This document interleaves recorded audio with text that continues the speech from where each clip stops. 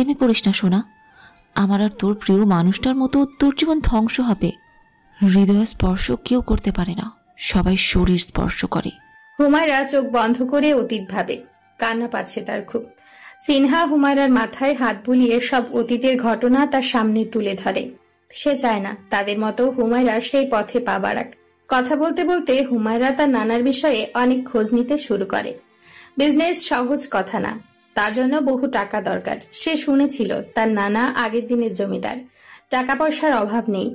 তার নানার এক ছেলে এক মেয়ে, এত জমাজমি নিশ্চয়ই এখন তার মামার। হুমায়রা মুখ টিপে হাসে। সে নানা বাড়ি যাবে, বিল্ডিং বানানোর জন্য জমি লাগবে, আর টাকা তাও পাবে। নানার অভিমান ভাঙাতে হবে শুধু। রাত 12টা।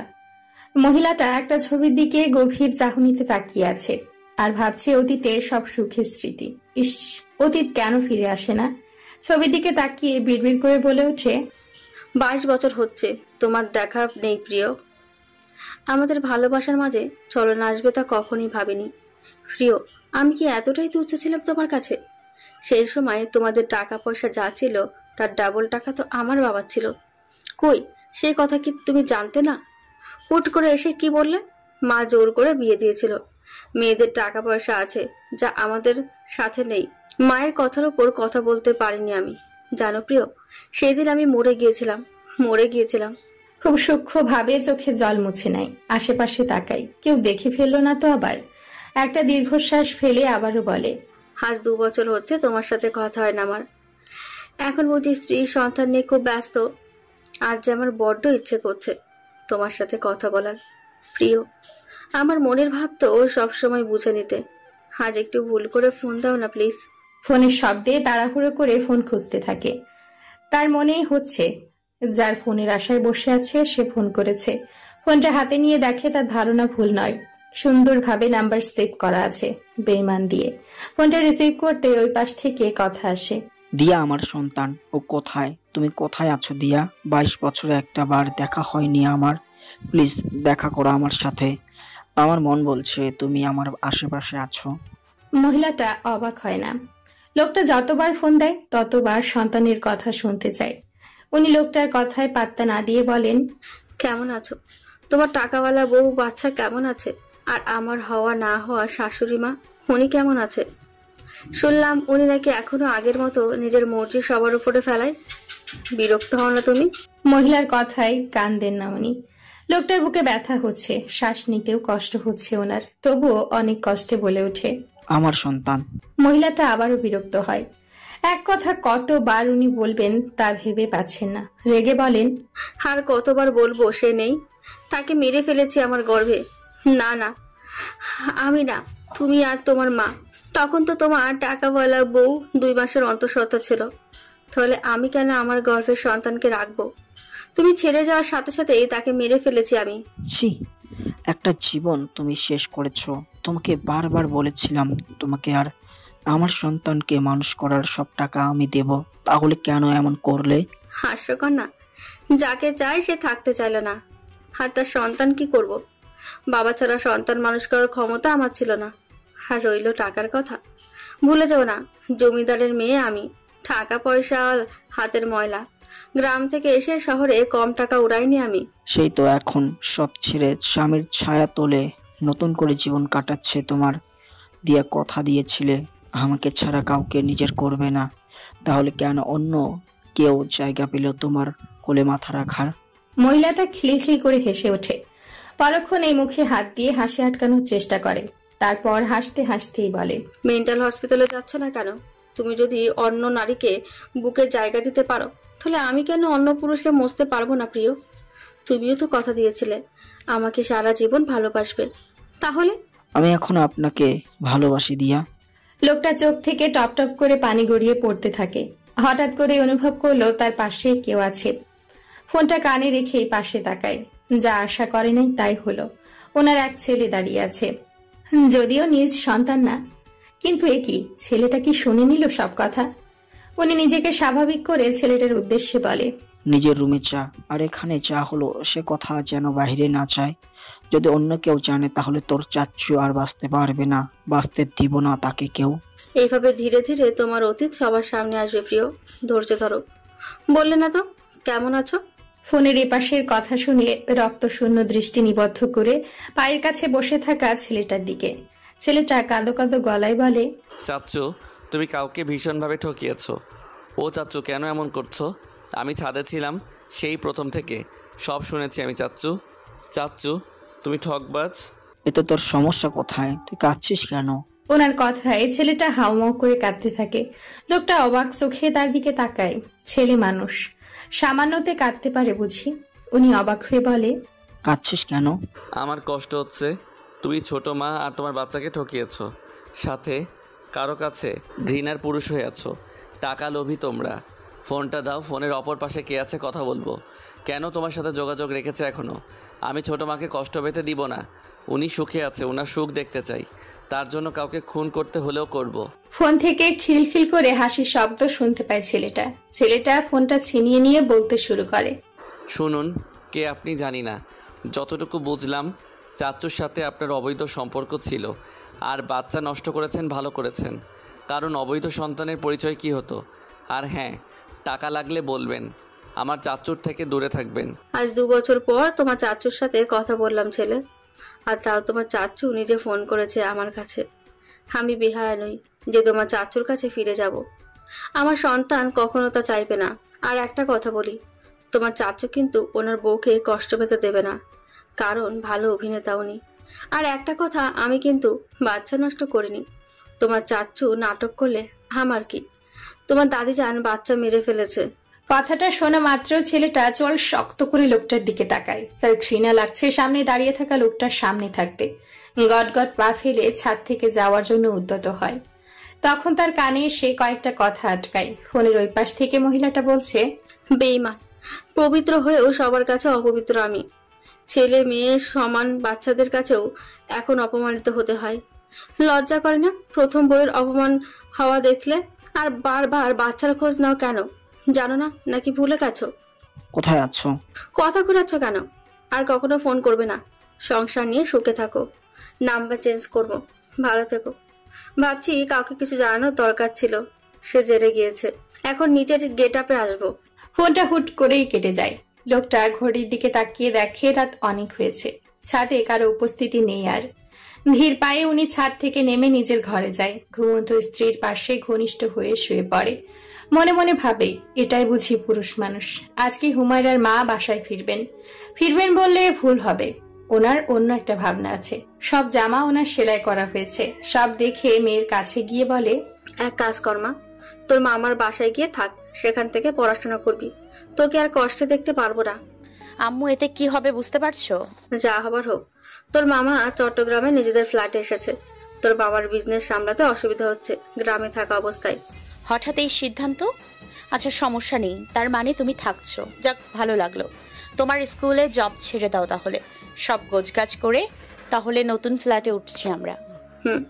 কষ্টে থাকা অনেক হয়েছে, আর না। আর আমি সিদ্ধান্ত নিয়েছি নিজের ভাগটা এবার বাবার থেকে বুঝে নেব। তোকে আমি বড় হতে দেখতে চাই। তুই বড় হবি, অনেক বড়। কথা হয়েছে ওনার সাথে? হঠাৎ এসব কথা যে? থাকতে পারো না? আমার কিন্তু অসহ্য লাগছে। এক কাজ করো, ভার্সিটি থেকে ট্রান্সফার নিব আমি। থাকবো না এই শহরে। কার ভয় পালাচ্ছ মেয়ে? যে কারণে এসেছিলে সেটা ছেড়ে পালাচ্ছ তুমি? মায়ের মুখে এমন কথা শুনে হুমায়রা রেগে ঘরের সবকিছু ভাঙচুর করতে থাকে। সিনহার ঘুম ভেঙে যায়। ধরফর করে উঠে সে ফুপিমনির পাশে দাঁড়ায়। সিনহা থতমত খেয়ে বলে, ফুপিমনি, হঠাৎ এইসব কি হয়েছে ওর? তোমার বাবা চট্টগ্রাম নিজের ফ্ল্যাটে ফিরেছে। আজ সবাই যাচ্ছে। সমস্যা নেই, হুমায়রা এসব ভাঙলে। এসব নিয়ে কি হবে? ওই বাসায় তো সবকিছু আছে। তোমার ইচ্ছে হলে খাট ভাঙো, যাও। তাই বলে এত রাগ? যা বাবা, হুমু তুই খাট ভেঙে ফেল। সিনহা অবাক হয়ে কথাটা বলে। হঠাৎ করে বুঝে নাই হুমায়রার এমন পাগলামি করার কারণ অন্য। এখন মেয়ে তো জমিদারের নাতনি।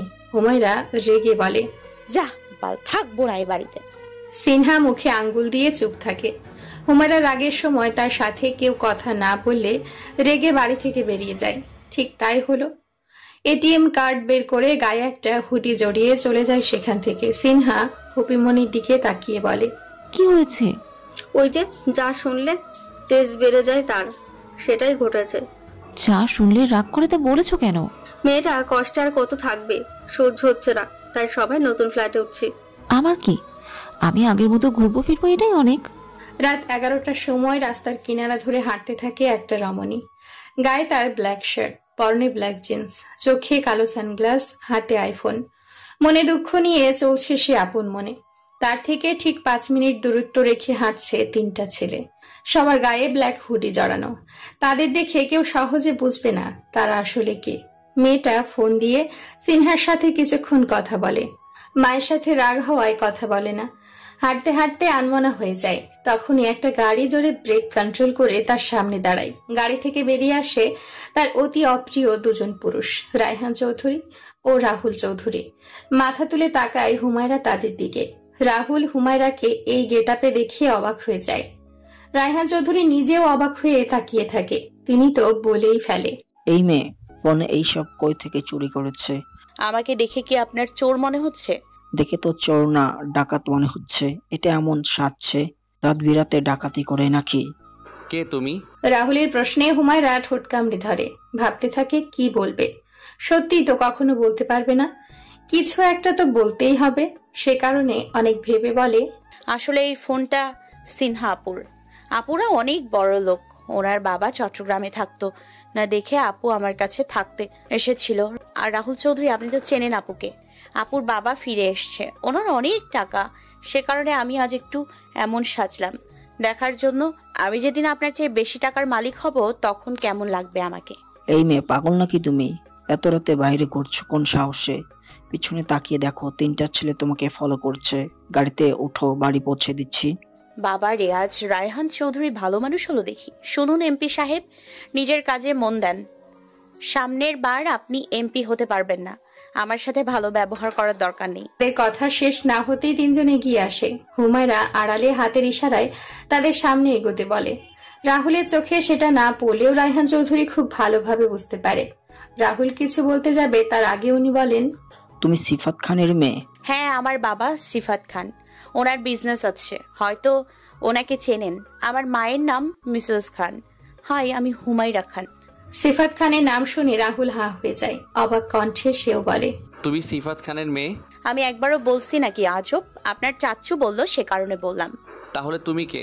আমি ওনার ভাগ্নি, মামার কাছে থাকবো এখন থেকে। আমার মা বাবার সাথে মামার ঝামেলা হয়েছিল, সে কারণে সম্পর্ক ছিল না, কিন্তু মামা আমার আর আম্মুর কষ্ট সহ্য করতে না পেরে নিজেদের কাছে নিয়ে এসছেন।